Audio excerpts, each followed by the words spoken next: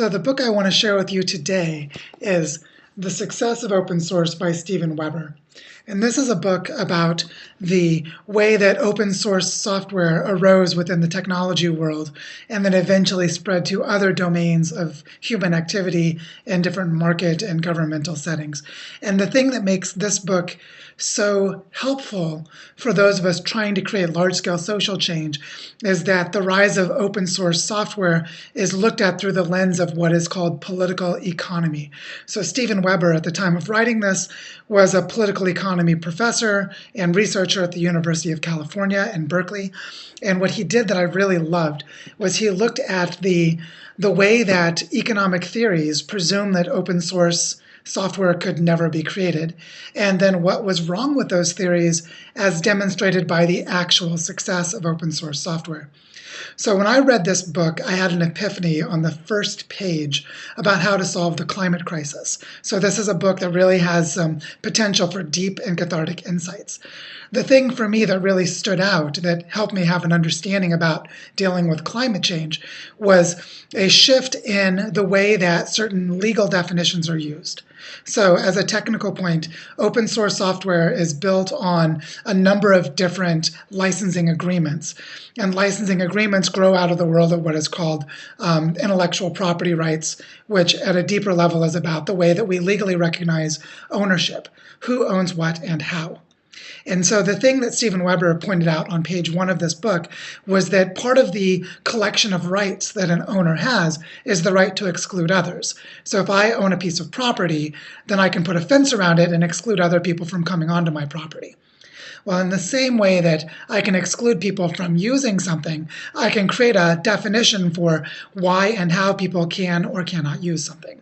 So what he showed that was really powerful for me was that open source software took this right to exclude and flipped it on its head by saying that for certain kinds of legal arrangements, this is where the Creative Commons copyright laws come from.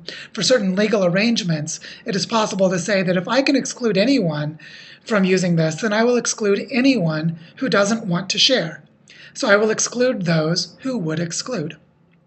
And when you take this really powerful bit of legal jujutsu to its extreme, then you get things like the birth of the entire sharing economy.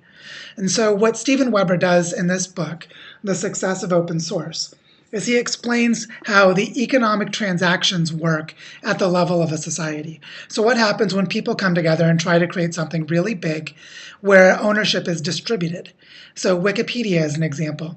The world owns Wikipedia as an intellectual commons, and it is created by people contributing to it while feeling like no one else is ever going to be able to exclude them or others from being able to use the material they created together.